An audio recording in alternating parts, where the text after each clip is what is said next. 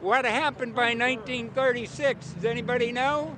They had us turn their We instituted Social Security system, and you and I and our children and our children's children were pledged as collateral on the debt of our government to the Federal Reserve. And that's where we're at today. It took 20 years to make this country bankrupt, and since then, our government has operated under emergency powers of our government. It is not the president that makes the decision in this country. It's the Secretary of Treasury who turns around and is put in there by the Federal Reserve to manage the bankruptcy. We've been in bankruptcy ever since. So to print $700 billion and to give it away, how do they get away with it? The manager of the bankruptcy is told by the Federal Reserve this is the way to go. That's where we're at today.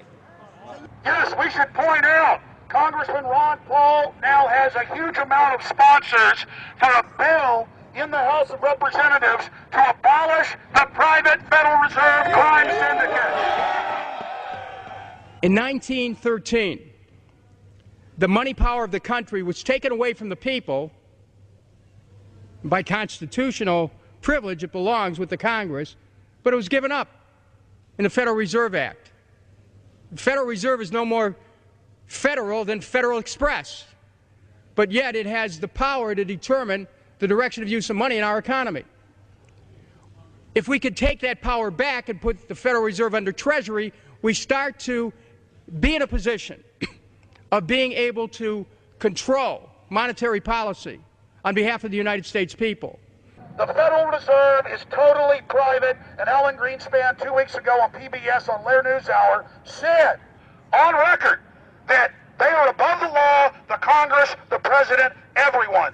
No court can do anything. We run America. What is the proper relationship, what should be the proper relationship between a chairman of the Fed and a president of the United States? Well, first of all, the Federal Reserve is an independent agency, and that means basically that there is no other agency of government which can overrule actions that we take.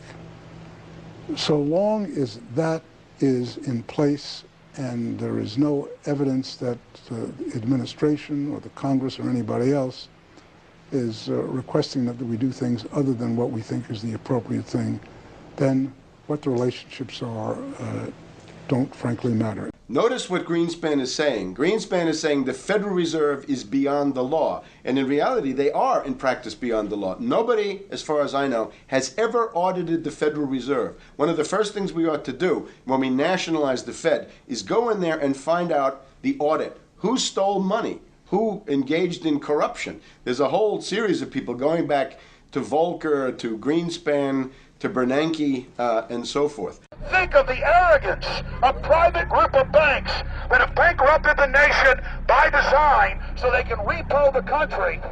A private group of banks that loaned us our own money back are telling us they're above the law. You are not above the law, criminals. No one is above the law.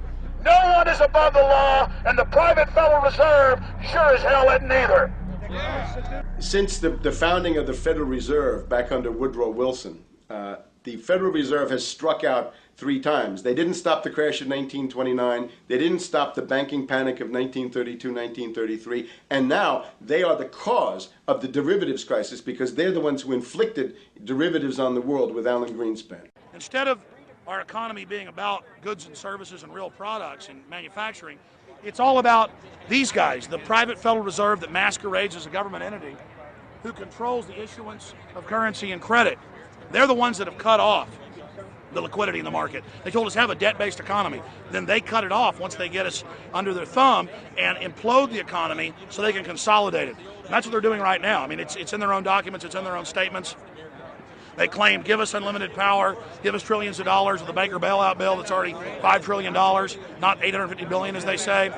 And we'll get the economy going, but they're hoarding the money and buying up other banks that aren't part of the Federal Reserve, buying up insurance companies, buying up roads, infrastructures, media empires, defense contractors. What the banks do is they implode an economy by cutting off credit. And then once things really fall to a low, and they know the low because then they buy everything up and start then putting more money back into the economy, and then they build it back up. So they build us up and then shear us, build us up and shear us. And they're getting ready.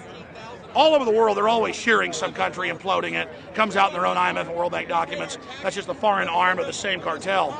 And these are the people who claim to be the saviors of the economy, the people who have created every important crisis in the past 100 years, the Federal Reserve. So it's illegal, it's unconstitutional, and it's a failure. And I think the failure is what everybody can see right now.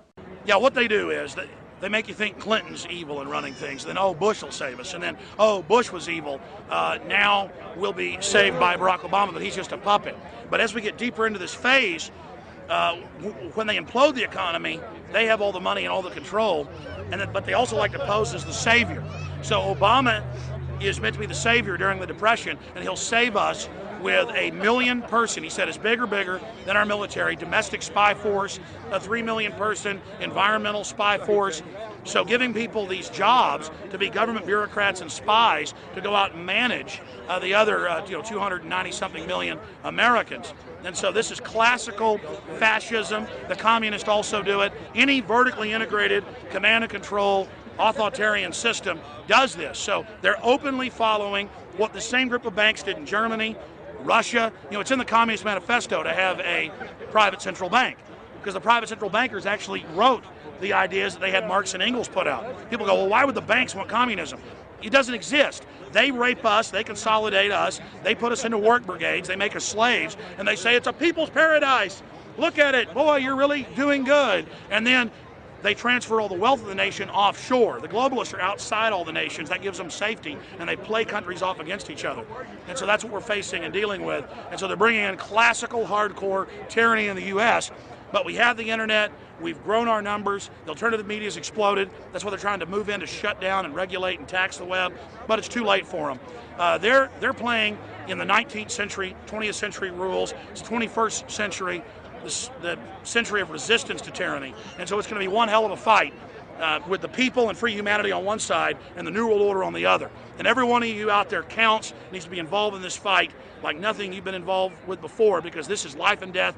Everything depends on exposing these people. Everything depends on showing the people that this is the New World Order, this is the criminals. We're dealing with the king rats here, the people that are carrying out tyranny worldwide. And either they fall or we fall. Either worldwide darkness and a new age of tyranny and oppression and with a scientific overlay, or a new age of liberty and freedom and a new renaissance. The choice is the people's out there. Okay, we can tell you what's going on. You can check it out for yourself and find out it's true. But don't wait. Investigate now. Get involved now. Go out there and reach out now. We don't have time. If you're looking for the solution, look in the mirror. Look right into the mirror, because you out there, men, women, old, young, black, white, doesn't matter. It's going to be up to you if they win or if liberty succeeds and the people have a chance of having any future. These are cold-blooded eugenicists. These are cold-blooded people who think they're God, think that they're our masters, that think that we're animals. These are the guys that funded Lenin and Stalin and Hitler and Mao. These are the guys, it's all on record, that bankroll this stuff. They are hardcore vicious, and they must be resisted. Up until about the Kennedy assassination and the beginning of the war in Vietnam, the United States is a very powerful engine for world progress. It's the assassinations, the Kennedy assassination, and the others in the 1960s, the beginning of the Vietnam War, and the beginning of the absolute domination of the Wall Street Group over every other interest. Nobody else counts except the Wall Street money masters. That has now made the United States into no longer a force for progress, but something very different, often a force for destruction in the world. That doesn't need to remain that way.